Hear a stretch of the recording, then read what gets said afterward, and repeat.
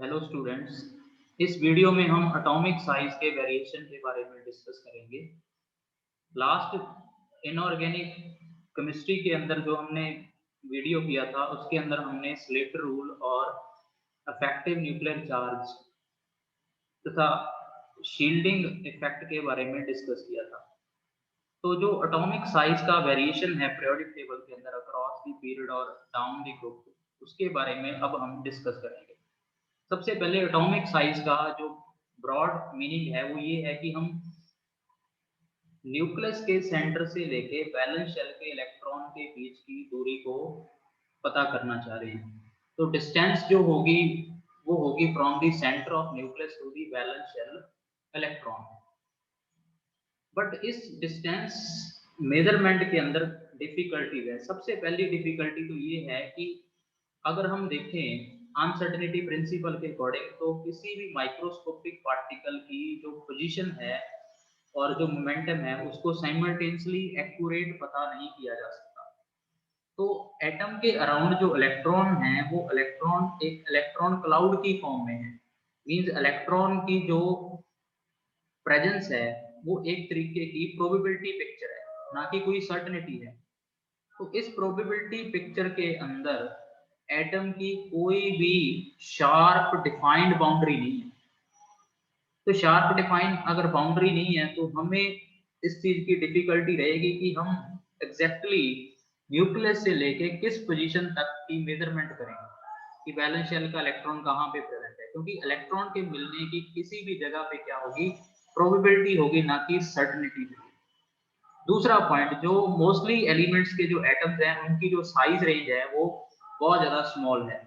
0.3 angstrom से लेके 3 angstrom के बीच है। तो इतने स्मॉल साइज के एटम को आइसोलेट करना भी डिफिकल्ट टास्क है। तो इन डिफिकल्टीज की वजह से हमारे पास कोई ऐसा प्रैक्टिकल वे नहीं है जिसकी हेल्प से हम किसी भी इंडिविजुअल एटम के साइज को मेजर कर सकें। तो इस प्रॉब्लम को सॉल्व करने का जो हमने अप्रोच अपनाया वो ये था कि हम कंबाइंड स्टेट के अंदर एटम्स के न्यूक्लियस से न्यूक्लियस के डिस्टेंस को मेजर करेंगे कंबाइंड स्टेट के अंदर। और उस कंबाइंड स्टेट में हम जब न्यूक्लियस टू न्यूक्लियस डिस्टेंस को मेजर करेंगे तो वहां से हमें एटम्स के साइज का एक आइडिया मिलेगा। और जो साइज का हमारे पास वो मेजरमेंट आएगा वो अप्रोक्सीमेट साइज होगा, ना कि actual size of the atom होगा। तो इस अप्रोक्सीमेट साइज को पता करने के हमारे पास चार बेसिक अप्रोच हैं। ठीक है, और वो चार अप्रोच क्या है? सबसे पहले है कोवलेंट रेडियस, दूसरा है मेटेलिक रेडियस, तीसरा है आयनिक रेडियस और फोर्थ है वैन रेडियस। ये हम अप्रोक्सीमेट साइज पता करने के लिए अप्रोचेस क्या करते हैं, फॉलो करते हैं। सबसे पहले जो नॉन मेटल्स हैं, नॉन मेटल्स के केस में जो हम अप्रोच अप्लाई करते हैं वो है एटॉमिक रेडियस या एटॉमिक साइज के लिए वो है कोवलेंट रेडियस का। क्योंकि जो मोस्टली नॉन मेटल्स हैं उनके जो एटम्स हैं वो एक दूसरे के साथ कोवलेंट बॉन्ड के थ्रू क्या होते हैं, कंबाइंड स्टेट में प्रेजेंट होते हैं। फॉर एग्जांपल हमारे पास एक होमोटॉमिक या होमो न्यूक्लियर डायाटॉमिक मॉलिक्यूल है A2 टाइप का, और A के बीच क्या है, सिंगल बॉन्ड है, सिंगल कोवलेंट बॉन्ड है। तो अगर हम सिंगल बॉन्ड कोवलेंट रेडियस देखें तो इस केस में हम वो कैसे मेजर करेंगे? तो हमें पता है कि जब भी कोवलेंट बॉन्ड फॉर्म होता है तो उस टाइम जो एटम्स के वैलेंस शेल के इलेक्ट्रॉन हैं वो क्या करते हैं, अभी आपस में ओवरलैप करते हैं, उनका मर्जर होता है। इनर कोर के इलेक्ट्रॉन बॉन्डिंग में पार्टिसिपेट नहीं करते। तो जो आपके वैलेंस शेल के इलेक्ट्रॉन उनका मर्जर हुआ, ए और ए के बीच सिंगल कोवलेंट बॉन्ड बन गया।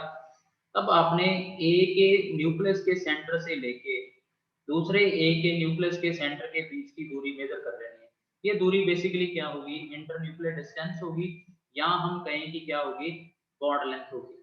और अगर हम इस बॉन्ड लेंथ का हाफ कर दें तो हमें क्या मिलेगी, कोवलेंट रेडियस मिलेगी। तो ये कोवलेंट रेडियस मिलेगी, ये एटम का हमें एक्चुअल साइज नहीं बता रही।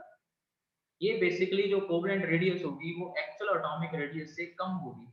क्योंकि बेसिकली जब पास यहाँ पे ओवरलैप हो गया वैलेंस शेल के इलेक्ट्रॉन क्लाउड्स का, तो जो हमने ये डिस्टेंस का हाफ की है बॉन्ड लेंथ का, ये हमें आइडिया दे रहा है न्यूक्लियस से लेके सिर्फ इनर कोर के इलेक्ट्रॉन्स तक की डिस्टेंस का, जो हमारे पास कोवलेंट रेडियस से आइडिया है। वैलेंस शेल तक का आइडिया नहीं आ रहा हमें साइज का, तो इसीलिए जो कोवलेंट रेडियस की वैल्यू होती है वो एक्चुअल एटॉमिक रेडियस से बेसिकली क्या होती है, कम होती है। तो ये केस था जब हमारे पास दोनों कंबाइनिंग एटम की इलेक्ट्रोनेगेटिविटी सेम थी और होमो न्यूक्लियर डायाटॉमिक मॉलिक्यूल था। अगर दोनों कंबाइनिंग एटम की इलेक्ट्रोनेगेटिविटी में डिफरेंस हो, जैसे हमारे पास ए बी टाइप का मॉलिक्यूल है जिनके बीच क्या है, सिंगल बॉन्ड बना हुआ है, तो उस केस में जो आपकी डिस्टेंस होगी ए के सेंटर से लेके बी के सेंटर के बीच की, उसे हम डी लिखेंगे और वो डिस्टेंस हमें पता चलेगी स्टीवनसन रिलेशनशिप के अकॉर्डिंग। और स्टीवनसन रिलेशनशिप के अकॉर्डिंग जो टोटल डिस्टेंस होगी ए और बी के बीच, वो होगी radius of A plus radius of B minus 0.09 times of the difference in electronegativity of A and B. तो अगर आपको टोटल डिस्टेंस पता हो, ए की रेडियस पता हो, तो बी की कैलकुलेट कर सकते हैं, अगर बी की पता हो तो ए की कैलकुलेट हो सकती है इस रिलेशन के अकॉर्डिंग। तो ये अप्रोच थी बेसिकली, हमने क्या करना, कोवलेंट बॉन्ड की बॉन्ड लेंथ को मेजर करना और उसका जो हाफ होगा वो कोवलेंट रेडियस होगा, जो हमें एटम के अप्रोक्सीमेट साइज के बारे में आइडिया देगा। बट जो कोवलेंट रेडियस होगा वो एक्चुअल एटॉमिक रेडियस से क्या होगा, शॉर्ट होगा। अब दूसरा केस है कि अगर आपके पास जो एलिमेंट है वो नॉन मेटल की बजाय मेटल है, तो मेटल्स के केस में आपको पता है कि उनकी लैटिस होती है और उस लैटिस में एटम्स क्या होंगे, मेटल्स के क्लोजली पैक होंगे लैटिस के अंदर। और लैटिस के अंदर क्लोजली पैक एटम्स के अगर आप न्यूक्लियस से न्यूक्लियस के बीच की डिस्टेंस, ये वाली डिस्टेंस जो सेपरेशन की डिस्टेंस है, इस डिस्टेंस को अगर आप मेजर करोगे तो इस डिस्टेंस का अगर हम हाफ कर देंगे, जो हमारे पास सेपरेटिंग डिस्टेंस है मेटल कोर के बीच, किसके अंदर, मेटेलिक क्रिस्टल के अंदर, तो उस सेंटर टू सेंटर डिस्टेंस का हाफ करने के बाद आपके पास क्या आ जाएगी, मेटेलिक रेडियस आ जाएगी। तो बेसिकली जो मेटल्स होते हैं, मेटल्स के केस में आपके पास दो टर्म्स आती हैं मेटेलिक बॉन्ड में, एक आते हैं कर्नल्स जिनको हम पॉजिटिवली चार्ज स्पीशीज बोलते हैं, एक आते हैं मोबाइल इलेक्ट्रॉन्स। तो जो हम कोर की बात कर रहे हैं वो बेसिकली हम बात कर रहे हैं मेटल्स कोर के अंदर कर्नल्स की। तो कर्नल्स होंगे जो उनके बीच की डिस्टेंस ऑफ सेपरेशन को हमने मेजर करना है और वहां से हमारे पास क्या आ जाएगी, मेटेलिक रेडियस आ जाएगी। फॉर एग्जांपल कॉपर के केस के अंदर जो कॉपर की लैटिस है उसमें दो कॉपर एटम के बीच की जो डिस्टेंस ऑफ सेपरेशन है मेटल कोर के बीच की, वो है 256 पिकोमीटर। तो अगर हम इसका हाफ कर दें 256 पिकोमीटर का, तो हमारे पास अप्रोक्सीमेटली जो कॉपर की मेटेलिक रेडियस आएगी वो 128 पिकोमीटर आएगी। अब यहाँ पे आपने देखना है कि वैलेंस शेल के इलेक्ट्रॉन क्लाउड की मर्जर वाला कोई कंसेप्ट नहीं है जैसा कोवलेंट बॉन्ड में था। तो क्लियरली जो मेटेलिक रेडियस होगी किसी भी एलिमेंट के लिए, वो उसकी कोवलेंट रेडियस से क्या होगी, ज्यादा होगी। तो यहाँ से इंपॉर्टेंट पॉइंट आता है हमारे पास कि जो किसी भी सेम एलिमेंट के लिए अगर आप मेटेलिक रेडियस मेजर करोगे तो उसकी वैल्यू कोवलेंट रेडियस से क्या होगी, ज्यादा होगी। अब ये दो टाइप के अप्रोचेस को डिफाइन करने के बाद हम अगर पीरियड के अक्रॉस एटॉमिक रेडियस का मतलब होगा मेटेलिक भी हो सकता है और कोवलेंट भी हो सकता है, इसके वेरिएशन को हम अगर स्टडी करें तो जो नॉर्मल एलिमेंट्स होते हैं, नॉर्मल एलिमेंट्स कहने का मतलब मेरा एस और पी ब्लॉक के एलिमेंट्स के लिए है, तो जब हम पीरियड में लेफ्ट टू राइट मूव करते हैं, तो पीरियड में लेफ्ट टू राइट मूव करने पे जैसे ये सेकंड पीरियड के एलिमेंट हैं और ये थर्ड पीरियड के एलिमेंट हैं, तो उस केस में effective nuclear charge left to right increase करता है और इलेक्ट्रॉन सेम शेल के अंदर ऐड होते हैं। तो इस वजह से क्या होगा, जो फोर्स ऑफ अट्रैक्शन होगा न्यूक्लियस और वैलेंस शेल के इलेक्ट्रॉन के बीच, वो बेसिकली क्या करेगा, इंक्रीज करेगा, क्योंकि जेड इफेक्टिव बढ़ रहा है, नंबर ऑफ शेल्स क्या है, सेम है। तो इस वजह से जो इलेक्ट्रॉनिक क्लाउड होगा न्यूक्लियस के अराउंड, इलेक्ट्रॉन का जो क्लाउड होगा उस पे न्यूक्लियस की पकड़ लगातार जब आप एक एलिमेंट से दूसरे एलिमेंट की तरफ अक्रॉस द पीरियड मूव करोगे वो बढ़ती जाएगी, जिस वजह से इलेक्ट्रॉनिक क्लाउड क्या कर जाएगा, कंट्रैक्ट कर जाएगा और इस कंट्रैक्शन से हमें एटॉमिक रेडियस में डिक्रीज देखने को मिलेगा।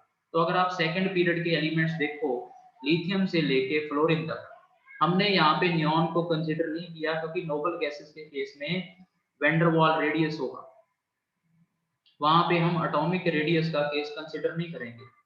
तो लिथियम से लेके फ्लोरीन तक अगर आप कंटिन्यूसली देखो तो आपको एटॉमिक रेडियस में डिक्रीज देखने को मिल रहा है। और वैसे ही अगर आप थर्ड पीरियड के एलिमेंट सोडियम से क्लोरीन तक देखो तो आपको फिर सेम पैटर्न नजर आएगा कि लेफ्ट टू राइट जब आप मूव कर रहे हो पीरियड के अक्रॉस तो एटॉमिक रेडियस में क्या देखने को मिल रहा है, डिक्रीज देखने को मिल रहा है। तो ये वेरिएशन है across the period for the normal elements means S and P block element, जो हमने स्पेशली बात की है सेकंड और थर्ड पीरियड के एलिमेंट्स की, इसमें हमने नोबल गैसेस को कंसीडर नहीं किया। अब अगर हम बात करें नॉर्मल एलिमेंट्स के लिए ही अप टू डाउन अगर हम किसी भी ग्रुप में मूव करते हैं तो जनरल पैटर्न जो रहता है वो पैटर्न ये रहेगा कि आपके पास अप टू डाउन ग्रुप में इफेक्टिव न्यूक्लियर चार्ज, अगर हम फर्स्ट और सेकंड ग्रुप की बात करें, स्पेशली मैंने लास्ट वीडियो के अंदर भी इस बारे में डिस्कस किया था कि अगर आप फर्स्ट और सेकंड ग्रुप के पहले एलिमेंट को छोड़ दें तो बाकी एलिमेंट्स के लिए जो जेड इफेक्टिव है, इफेक्टिव न्यूक्लियर चार्ज, वो ऑलमोस्ट कांस्टेंट रहता है, जेड इफेक्टिव ऑलमोस्ट कांस्टेंट है, जो आउटर शेल का इलेक्ट्रॉन चार्ज फील कर रहा है। जबकि नंबर ऑफ शेल्स लगातार अप टू डाउन क्या होते हैं, इंक्रीज होते हैं। तो शेल का नंबर इंक्रीज होना यहाँ पे इंपॉर्टेंट पैरामीटर होता है या इफेक्ट करने वाला पैरामीटर होता है। तो नंबर ऑफ शेल्स बढ़ने से जो वैलेंस शेल के इलेक्ट्रॉन हैं लगातार वो लूजली बाउंड होते जाएंगे, क्योंकि वैलेंस शेल के इलेक्ट्रॉन पे न्यूक्लियस की पकड़ कम होती जाएगी, जिससे इलेक्ट्रॉनिक क्लाउड क्या करेगा, एक्सपेंड करेगा और एक्सपेंड करने के कारण साइज में इंक्रीज देखने को मिलेगा। तो ये पीरियड वन का अगर आप वेरिएशन देखो तो अप टू डाउन साइज में आपको इंक्रीज देखने को मिल रहा है। और आपने यहाँ पे एक इंपॉर्टेंट पॉइंट नोट करना है कि सोडियम से लेके पोटासियम तक जो इंक्रीज होता है वो अबनॉर्मली हाई होता है, अबनॉर्मली हाई इंक्रीज हमें देखने को मिलता है सोडियम से पोटासियम तक। ये आगे जाके डेंसिटी के कंसेप्ट में हमें काम देगा। जो सोडियम से पोटासियम की तरफ जब हम मूव करते हैं तो साइज में जो इंक्रीज है वो अबनॉर्मली हाई है, इसका रीजन भी हम तब डिस्कस करेंगे। ऐसा ही पैटर्न साइज के इंक्रीज का हमें ग्रुप 2 में देखने को मिलेगा। और ऐसा ही अगर आप एग्जांपल देखो तो ये ग्रुप 17 के एलिमेंट्स की एटॉमिक रेडियस का वेरिएशन है।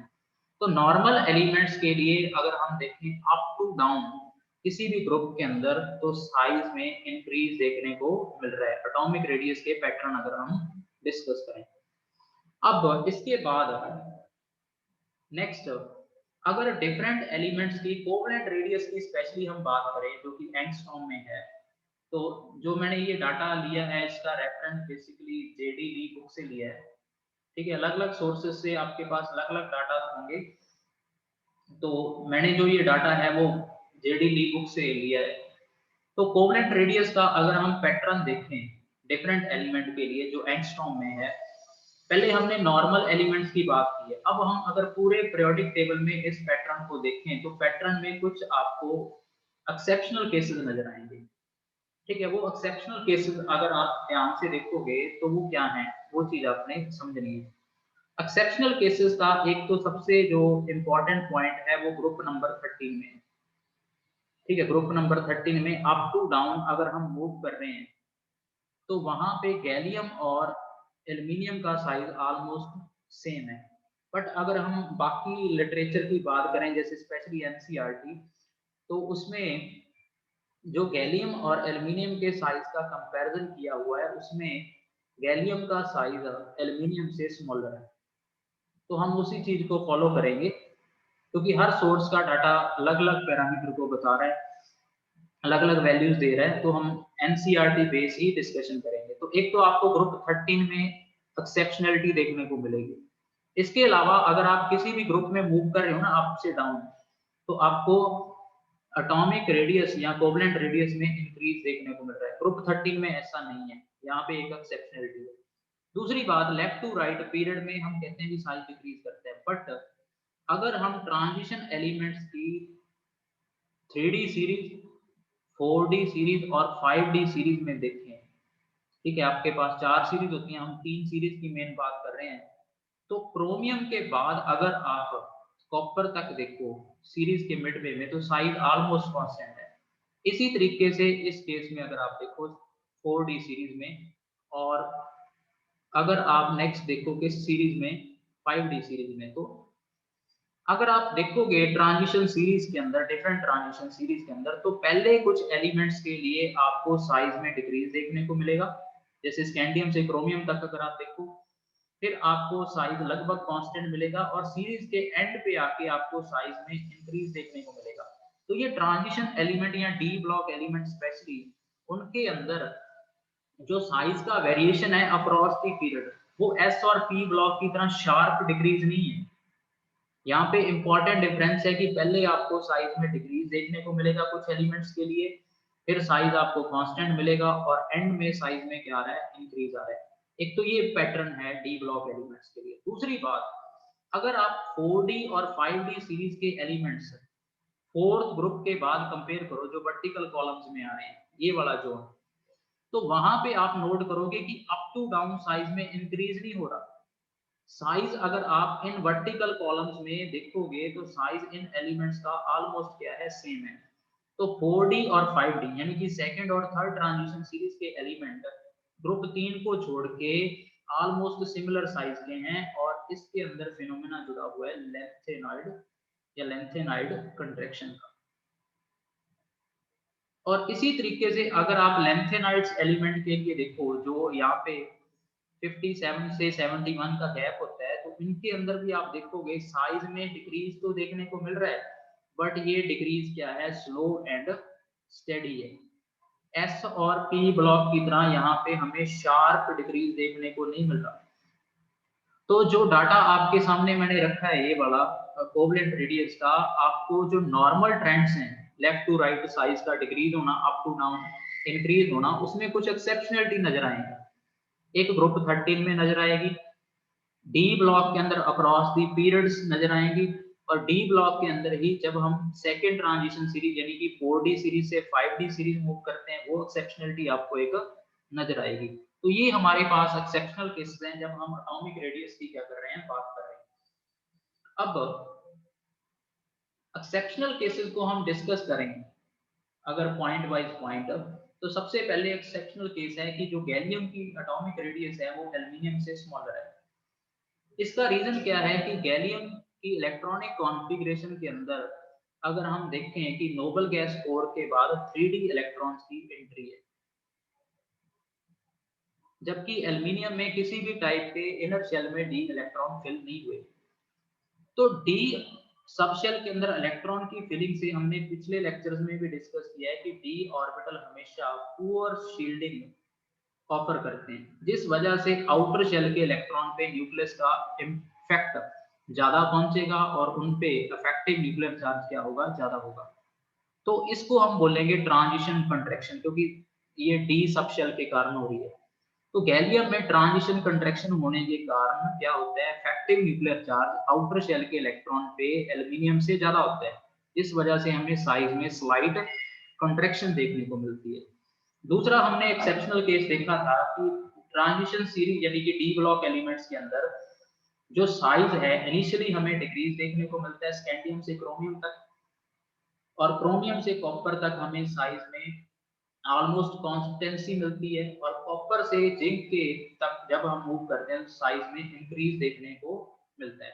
यहाँ पे दो फैक्टर इंपॉर्टेंट हैं डिस्कस करने कि ये क्यों हो रहा है सीरीज के अंदर। ये इस वजह से हो रहा है क्योंकि जब हम लेफ्ट टू राइट सीरीज में मूव कर रहे हैं तो no doubt atomic number Z तो इंक्रीज हो रहा है, बट दूसरा फैक्टर यहाँ पे डिस्कस करने वाला है स्क्रीनिंग इफेक्ट। डी ऑर्बिटल हमें पता है कि लगातार जब हम पीरियड के अक्रॉस मूव करेंगे तो डी में इलेक्ट्रॉन्स की फिलिंग होगी। तो इनिशियली क्या होता है, जो जेड का इंक्रीज है वो स्क्रीनिंग इफेक्ट के बढ़ने से ज्यादा डोमिनेट होता है। तो जेड को स्क्रीनिंग इफेक्ट काउंटर नहीं कर सकता, क्योंकि हमें पता है कि इफेक्टिव न्यूक्लियर चार्ज क्या होता है, Z माइनस एस होता है। तो Z बढ़ रहा है बट एस इतना सिग्निफिकेंटली नहीं बढ़ रहा पहले कुछ एलिमेंट्स के लिए। तो इस वजह से जेट इफेक्टिव इंक्रीज होता है। जेट इफेक्टिव इंक्रीज होने से साइज में कंट्रैक्शन देखने को मिलती है। बट जैसे ही हम सीरीज के मिडवे में चलते हैं तो वहां पे डी सब शेल के अंदर 5 के बाद अगर आप देखोगे D6 कॉन्फ़िगरेशन से, तो इलेक्ट्रॉन्स की क्या स्टार्ट हो जाती है, डी सब शेल में पेयरिंग स्टार्ट हो जाती है। और जैसे ही पेयरिंग स्टार्ट होगी तो इंटर इलेक्ट्रॉनिक रिपल्शन होंगे, और उन रिपल्शन से स्क्रीनिंग पावर में क्या आएगी, इंक्रीज आएगी, क्योंकि स्क्रीनिंग का बेसिक जो कंसेप्ट है वो इंटर इलेक्ट्रॉनिक रिपल्शन से जुड़ा हुआ है।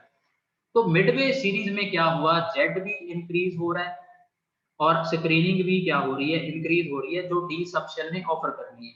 तो दोनों फैक्टर इंक्रीज हो रहे हैं, जेड भी इंक्रीज हो रहा है, एस भी इंक्रीज हुआ है, तो दोनों एक दूसरे को काउंटर बैलेंस कर देंगे। तो जेड इफेक्टिव मिडवे में सीरीज के हमारे पास ऑलमोस्ट कांस्टेंट रहेगा। बट जब हम सीरीज के एंड पे जाएंगे, लाइक जिंक पे जाएंगे, तो वहां पे हमें डी और एस फुली फिल्ड मिलेंगे। यहाँ पे इंटर इलेक्ट्रॉनिक रिपल्शन बहुत ह्यूज अमाउंट में होंगे। तो जिस वजह से स्क्रीनिंग वाला फैक्टर यहाँ पे एस वाला फैक्टर जेड के ऊपर डोमिनेट कर जाएगा। जेड भी बड़ा है नो डाउट, बट एस का जो इंक्रीज होगा वो ज्यादा डोमिनेटिंग होगा। तो सीरीज के एंड में हमें इफेक्टिव न्यूक्लियर चार्ज में डिक्रीज देखने को मिलेगा। मिडवे में इफेक्टिव न्यूक्लियर चार्ज कांस्टेंट है, और इनिशियली क्या हो रहा है, इफेक्टिव न्यूक्लियर चार्ज इंक्रीज हो रहा है। तो इस वजह से जो डी का काउंटर बैलेंस जो स्क्रीनिंग पावर है वो कहाँ पे जेड को कर रहा है, मिडवे में कर रहा है। इस वजह से मिडवे में सीरीज के साइज क्या है, ऑलमोस्ट कांस्टेंट है। और ऐसा ही पैटर्न हमें डी ब्लॉक के 3D 4D और 5D सीरीज में देखने को मिल रहा है। अब उसके बाद जो नेक्स्ट हमने डिस्कस किया था, सेकंड और थर्ड ट्रांजिशन सीरीज के जो एलिमेंट्स हैं सेम वर्टिकल कॉलम में बिलोंग करते हैं। अगर हम ग्रुप 3 को छोड़ दें तो उनके साइज ऑलमोस्ट क्या होते हैं, सेम होते हैं। और इसका जो रीजन है वो है लेंथेनॉइड कंट्रैक्शन।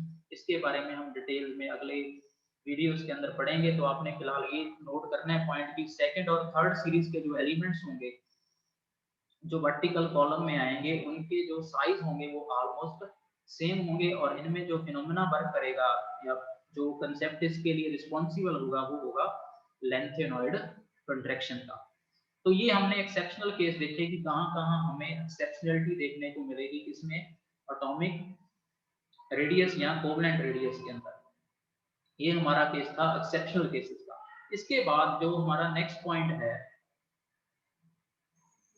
वो है थर्ड अप्रोच जो हम अप्लाई करते हैं साइज के लिए, वो है van der Waals radius. Van der Waals radius basically हम नॉन पोलर मॉलिक्यूल्स के लिए यूज करते हैं, जैसे नोबल गैसेस हैं या कुछ नॉन पोलर मॉलिक्यूल जैसे क्लोरीन Cl2 या हाइड्रोजन के लिए। तो वेंडरवाल रेडियस क्या है कि सॉलिड स्टेट में अगर आपके पास दो मॉलिक्यूल हैं, लेट ये ए है ये बी है, दो क्लोरीन के मॉलिक्यूल हैं, तो ये सबसे क्लोज होंगे सॉलिड स्टेट में। तो उस टाइम आपने दो मॉलिक्यूल्स के क्या कर लेने हैं, सबसे नजदीक वाले एटम सेलेक्ट कर लेने हैं। जैसे ये बी मॉलिक्यूल का एटम आ गया और ये आ गया आपके ए का, इनके सेंटर टू सेंटर डिस्टेंस का हमने पता करके हाफ कर देना है। तो ये हमें देगी वेंडरवाल रेडियस। जैसे क्लोरीन के केस में वेंडरवाल रेडियस कितनी है, 180 पिकोमीटर है। तो क्लोरीन तो था डायटोमिक मॉलिक्यूल, तो इस तरीके की सिचुएशन थी। बट नोबल गैसेस क्या होते हैं, मोनोटॉमिक होते हैं। तो उस केस में सॉलिड स्टेट में नोबल गैसेस के जो एटम्स होंगे उनके सेंटर टू सेंटर डिस्टेंस का हमने क्या कर देना है, हाफ कर देना है। तो वहां से हमें उनकी वेंडरवाल रेडियस क्या पता चल जाएगी। अब वेंडरवाल रेडियस जो होगी वो इस पैटर्न में होगी अगर हम सेम एलिमेंट के लिए कंपेयर करें। ठीक है, जैसे क्लोरीन है, क्लोरीन आपको पता है कि नॉन मेटल है, तो क्लोरीन के केस में मेटेलिक रेडियस का तो क्वेश्चन ही नहीं राइज होगा। तो क्लोरीन की कोवलेंट रेडियस से वेंडरवाल रेडियस क्या होगी, ज्यादा होगी, क्योंकि वेंडरवाल फोर्स आपको पता है भी क्या होते हैं, वीक फोर्सेस होते हैं। Van der Waals forces are weak forces. तो इसके कारण जो एटम्स हैं उनके बीच की जो डिस्टेंस होगी वो यहाँ पे ज्यादा होगी। तो जो पैटर्न है वो ये रहता है सेम एलिमेंट के लिए। अगर हम तीन अप्रोचेस को कंपेयर करें, कोवलेंट रेडियस से मेटेलिक रेडियस ज्यादा होती है और मेटेलिक से वेंडरवाल रेडियस ज्यादा होती है। अब जो दूसरा पॉइंट है कि वेंडरवाल रेडियस कैसे वेरी करते हैं। वेंडरवाल रेडियस पहली बात तो नंबर ऑफ शेल्स के डायरेक्टली प्रोपोर्शनल होते हैं। जैसे जैसे हम अप टू डाउन मूव करते हैं, नंबर ऑफ शेल्स इंक्रीज करते हैं, तो वेंडरवाल रेडियस भी इंक्रीज करेगा। दूसरा न्यूक्लियर चार्ज के क्या होते हैं, इनवर्सली प्रोपोर्शनल होते हैं। ये दो मेन पैरामीटर जिन पे ये डिपेंड करता है। फॉर एग्जांपल अपने पास ये क्वेश्चन हो कि हाइड्रोजन के केस में ब्रोमीन, क्लोरीन, नाइट्रोजन और ऑक्सीजन, इनकी हमने वैन डेर वाल्स रेडियस को कंपेयर करना है। इनकी हमने वैन डेर वाल्स रेडियस को कंपेयर करना है। तो सबसे पहले अगर आप ये देखोगे कि हाइड्रोजन फर्स्ट पीरियड का एलिमेंट है, क्लोरीन फोर्थ पीरियड का एलिमेंट है, तो 4 शेल होंगे। क्लोरीन थर्ड पीरियड का एलिमेंट है और ये सेकंड पीरियड के एलिमेंट है। तो शेल वाइज कंपैरिजन करो सबसे पहले। तो हाइड्रोजन की वैन डेर वाल्स रेडियस सबसे कम होगी और ब्रोमीन की सबसे ज्यादा होगी। ब्रोमीन से कम होगी क्लोरीन की। अब कंपैरिजन रह गया नाइट्रोजन और ऑक्सीजन में। तो अब शेल्स से डिसाइड नहीं होगा, अब डिसाइड होगा न्यूक्लियर चार्ज से। ऑक्सीजन का एटॉमिक नंबर 8 है और नाइट्रोजन का 7 है। तो नाइट्रोजन की वैन डेर वाल्स रेडियस क्या होगी, ज्यादा होगी किससे, ऑक्सीजन से, क्योंकि जिसमें न्यूक्लियर चार्ज ज्यादा होगा उसकी वैन डेर वाल्स रेडियस क्या होगी, कम होगी। तो इनके लिए जो पैटर्न बनेगा हमारे पास वो ये रहेगा, सबसे ज्यादा van der Waals radius bromine, उसके बाद कम है क्लोरीन, उससे कम नाइट्रोजन, उससे कम ऑक्सीजन और सबसे कम हाइड्रोजन। तो दो पैरामीटर डिसाइड करेंगे वैन डेर वाल्स रेडियस को, एक नंबर ऑफ शेल्स और दूसरा डिसाइड करेगा न्यूक्लियर चार्ज का पैरामीटर। अब इसके बाद जो हमारी फोर्थ अप्रोच थी वो थी आयनिक रेडियस।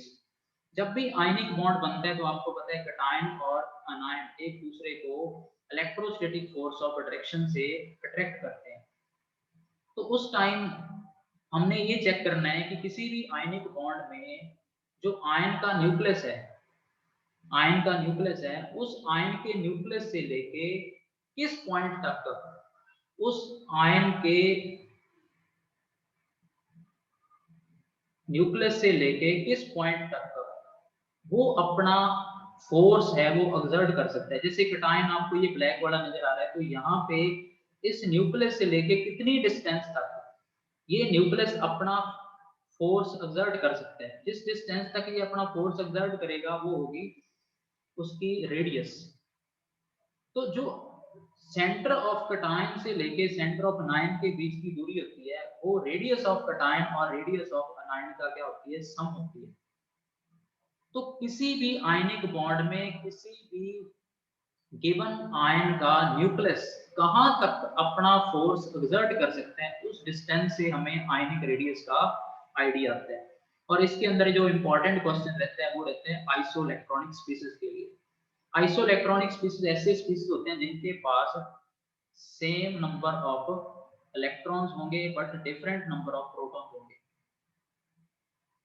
प्रोटॉन्स का नंबर क्या होगा, डिफरेंट होगा। तो किसी भी आयन का जो साइज है आइसोइलेक्ट्रॉनिक स्पीशीज में वो इनवर्सली प्रोपोर्शनल होगा अफेक्टिंग न्यूक्लियर चार्ज के। अब जो आइसोइलेक्ट्रॉनिक स्पीशीज होंगे ना उनमें सेम नंबर ऑफ इलेक्ट्रॉन है तो उनमें s जो होगा स्क्रीनिंग कांस्टेंट आइसोइलेक्ट्रॉनिक स्पीशीज के लिए क्या होता है, सेम होता है। तो अगर s सेम है तो z इफेक्टिव को हम क्या कर सकते हैं, z ही मान सकते हैं क्योंकि s तो सेम है। तो z क्या होता है, बेसिकली नंबर ऑफ प्रोटॉन जो कि एटॉमिक नंबर है। तो जितने किसी भी आइसोइलेक्ट्रॉनिक स्पीशीज के पास नंबर ऑफ प्रोटॉन ज्यादा होंगे उतना ही उसका साइज क्या होगा, कम होगा। जैसे ये वाले स्पीशीज देखो आप, N3 नेगेटिव नाइट्राइड आयन के अंदर 10 इलेक्ट्रॉन है, O2 नेगेटिव ऑक्साइड के अंदर भी 10 इलेक्ट्रॉन है, फ्लोराइड के अंदर भी 10 इलेक्ट्रॉन है, नियॉन 10। ये सभी सिस्टम ऐसे हैं जिनके पास नंबर ऑफ इलेक्ट्रॉन 10 है। बट प्रोटॉन का नंबर अगर आप देखोगे तो इस वे में इंक्रीज हो रहा है, जो इनका एटॉमिक नंबर है। तो नंबर ऑफ इलेक्ट्रॉन सेम है, प्रोटॉन्स इंक्रीज हो रहे हैं। तो जैसे ही प्रोटॉन इंक्रीज होंगे एटॉमिक जो इनकी आयनिक रेडियस है वो क्या करेगी, डिक्रीज करेगी।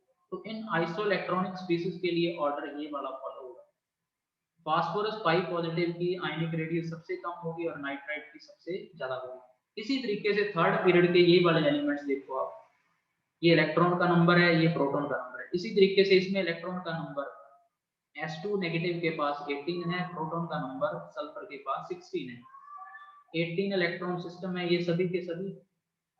और प्रोटॉन का अगर आप काउंट देखोगे तो प्रोटॉन का काउंट लगातार लेफ्ट टू राइट क्या हो रहा है, इंक्रीज हो रहा है।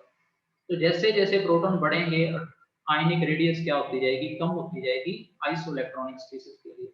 तो आइसोइलेक्ट्रॉनिक स्पीशीज में आपने ये नोट करना है, जिस आइसोइलेक्ट्रॉनिक स्पीशीज के आयन के पास प्रोटॉन की संख्या ज्यादा होगी उसका साइज क्या होगा, स्मॉल होगा। अब दूसरा इसके बाद जो इम्पोर्टेंट पॉइंट है वो ये है कि पेरेंट एटम से बनने वाले कटायन का साइज, जैसे सोडियम से कटायन बनेगा जो इलेक्ट्रॉन के लॉस के बाद, वो Na पॉजिटिव बनेगा, और जो उससे अनायन बनेगा वो Na नेगेटिव बनेगा।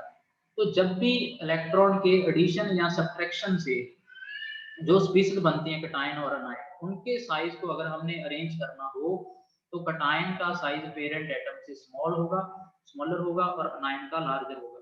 क्यों? क्योंकि जब इलेक्ट्रॉन रिमूव होता है तो जेड इफेक्टिव इंक्रीज करता है, और जैसे ही इलेक्ट्रॉन ऐड होता है तो जेड इफेक्टिव क्या करता है? डिक्रीज करता है। इसी तरीके से आयोडीन के केस में देखोगे आप, आई नेगेटिव लार्जर होगा आयोडीन एटम से, और आई पॉजिटिव क्या होगा? स्मॉलर होगा किससे? आई से। तो ये एक और इम्पोर्टेंट पॉइंट है कि कटायन का साइज हमेशा पेरेंट एटम से स्मॉलर होगा और अनायन का साइज पेरेंट एटम से लार्जर होगा। अब इसके बाद एक और इम्पोर्टेंट पॉइंट है कि हम कैसे आयनिक रेडियस पता करें। तो पाउलिंग का एक मेथड है जो अप्लाई होता है किसके ऊपर? आइसोइलेक्ट्रॉनिक स्पीशीज के ऊपर। जैसे Na पॉजिटिव और F नेगेटिव का केस है, ये दोनों आइसोइलेक्ट्रॉनिक हैं, तो यहाँ पे इनके आयंस की हम रेडियस पता कर सकते हैं। इसी तरह से K पॉजिटिव Cl नेगेटिव पे अप्लाई हो सकता है, सीजियम पॉजिटिव और I नेगेटिव पे अप्लाई हो सकता है। तो जो भी आइसोइलेक्ट्रॉनिक स्पीशीज होंगे उन पे पाउलिंग मेथड आयन की रेडियस पता करने के लिए अप्लाई हो सकता है। अब इस मेथड की दो अजम्पशंस हैं। पहली अजम्पशन तो ये है कि कटायन और अनायन क्या है? एक दूसरे के क्लोज कांटेक्ट में है। इसका मीनिंग ये है कि रेडियस ऑफ कटायन और रेडियस ऑफ अनायन का जो सम होगा क्लोज कांटेक्ट में होने के कारण, वो उनके बीच की इंटरन्यूक्लियर डिस्टेंस के बराबर होगा। दूसरी बात, रेडियस ऑफ आयन, चाहे वो कटायन है चाहे अनायन है, वो इफेक्टिव न्यूक्लियर चार्ज के इनवर्सली प्रोपोर्शनल है, जो हम पहले डिस्कस कर चुके हैं। तो इस दो अजम्पशन से हम क्या कर सकते हैं? आयंस की रेडियस को पता कर सकते हैं।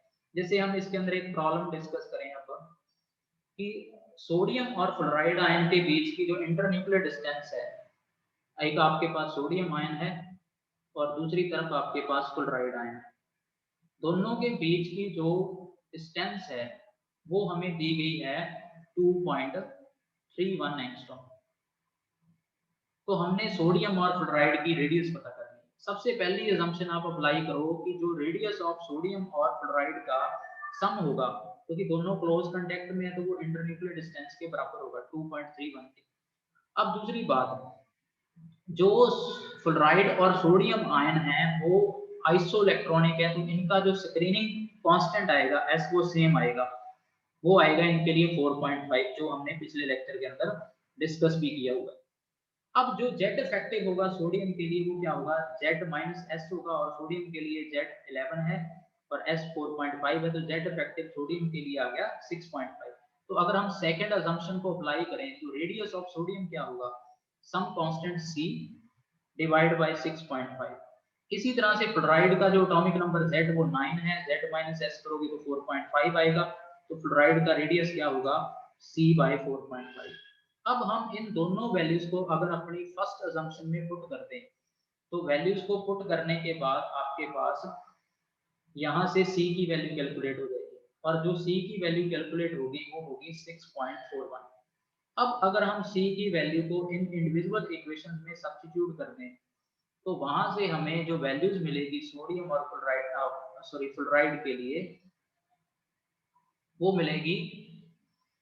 सोडियम के लिए जो रेडियस आएगा आयन का, आयनिक रेडियस, वो आएगा 0.95 एंगस्ट्रॉम, और जो फ्लोराइड के लिए आपके पास रेडियस आएगा वो आएगा 1.36 एंगस्ट्रॉम। तो ये बेसिक पॉइंट थे पाउलिंग मेथड के, जिसके थ्रू हमने दो अजम्पशंस को यूज करके कटायन और अनायन की रेडियस पता की। ये मेथड सिर्फ आइसोइलेक्ट्रॉनिक स्पीशीज पे ही एप्लीकेबल होगा। तो इस पूरे लेक्चर के अंदर हमने ये डिस्कस किया कि एटॉमिक साइज पीरियोडिक टेबल के अंदर अक्रॉस द पीरियड और अप टू डाउन ग्रुप में कैसे वेरी करते हैं।